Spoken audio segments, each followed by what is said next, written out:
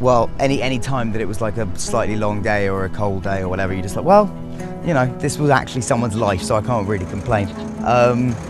But yeah, I mean, it's just the sheer extremity of it, I suppose. I mean, like what Yossi went through, and the fact that he's alive is miraculous, whether or not you believe in like miracles in the traditional sense, but it certainly was against the odds. And yeah, and it was that, and also the sort of the investigation of like the politics of friendships and how that can change in a very extreme environment, and what that does to relationships was a really interesting part of the film for me. But yeah, generally just like Yossi's journey particularly once he was alone and surviving on, you know, whatever he was doing, that was just the thing that attracted me to it, because it's so extreme and extraordinary.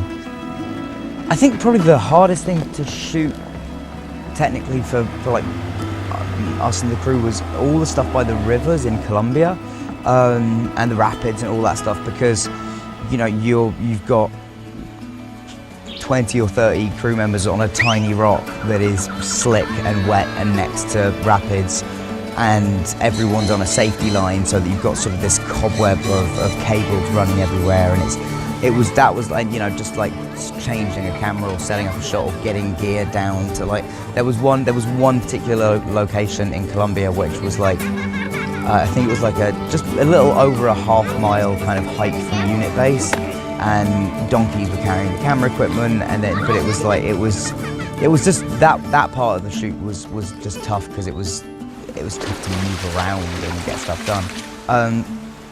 I think for me, like, the less pleasant stuff would probably have just been, you know, all the wet stuff, all the stuff where I'm just like soaking wet for ages, was, you know, is never like, you're never like, oh great, I get to be soaked today. But yeah, it really was, it was challenging, but we knew it was going to be like, it was one of the reasons I took the job, is because it's sort of nice to know what you can do, and it's nice to test yourself in those kind of conditions.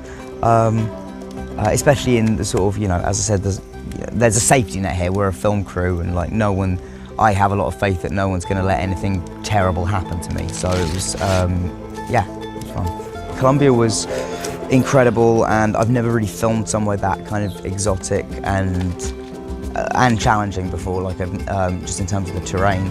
But the crew was fantastic, and it really was unbelievably worth it. Especially the people I should mention in Colombia were our like Colombian river safety crew were just amazing. They were all like champion kayakers and were just awesome. So yeah, that was fantastic. And then, you know, Australia was easier in a sense. There was no language barriers between crew members and stuff like that, so stuff was a little easier to manage in that way. But generally, yeah, and the crew here has been incredible, and you know, Mike, our producer, talked last night on Rap when we finished about just like how amazing the crews are here, and they really are. Like, from our focus puller Luke and like Glenn and the grips, like just the way everybody works and has this great attitude, and yeah, it made it, you know, on films like this, which have the potential to be kind of rough on everyone, it just makes it so much more fun when everyone's like on the same page and enjoying themselves. And it's very, I've played real people before, but I've never played a real person who's still alive. So it was amazing having him as a resource, and just to be able to, you know, to be able to turn around to somebody and go like, well, what did you do? You know, what were you thinking at this moment? You know, were you crying, or were you kind of numb, or were you know, it was incredibly helpful to have him there. And yeah, he's a really, really interesting dude. You know, incredibly charismatic, and sort of there is something almost otherworldly and mystical about him. Yeah, but he's an incredibly interesting guy, and somebody who, you know, had a huge amount to offer the set, but also was very good at sort of letting go and knowing that it's a film and that some stuff will be different and some stuff will change. And but yeah, like it was very, very good to have him around.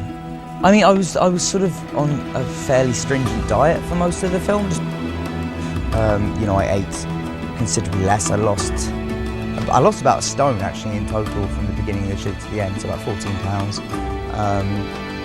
And I'm sort of working on getting that back right now. And yeah, other than that, it was just a process of like, you know, making sure that although you've got a character who is, for a lot of the film, essentially, you know, he's alone and he is doing the same things a lot. You know, he's walking and trying to figure out how to stay alive and where to go next. It's just finding how you differentiate between those moments and you know, make them distinct from each other so it doesn't seem like one long scene. So Carl was this guy that was a guide that Yossi met in real life, who was this incredibly charismatic Austrian guy who knew the jungle like the back of his hand and invited Yossi to go in there with him, and Yossi was just like, yeah, this is what I've been waiting for. This is the real experience that I've been wanting all this time. And so he does go in with Carl, and you know, Carl walks a really fine line the whole time between somebody who is just great fun and charismatic and interesting, and somebody who's got a real kind of streak of danger running through them and a real edge to them that you're not quite sure what they're going to do next, and what their intentions are. And Thomas just brought that to life amazingly. I mean, he's like a provocative character person anyway, so it's I think it really sort of, there was parts of his character that he was just, you know, able to inhabit very, very quickly.